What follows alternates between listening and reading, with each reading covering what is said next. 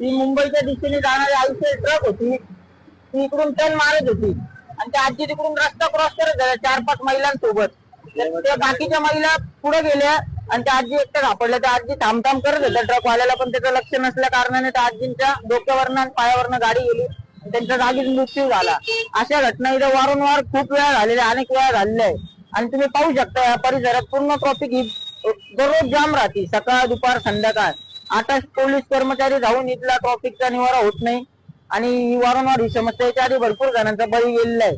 आणि बाजूलाच कॉलेज आहे, महाविद्यालय आहे, अशा भरपूर गोष्टी आहे, रहदारीचा रस्ता आहे. कमीत कमी ते सिग्नलची तरी प्रशासनाने कमीत कमी सिग्नलची तरी व्यवस्था करावी, अशी आमची मागणी आहे. बस, बाकी काही नाही.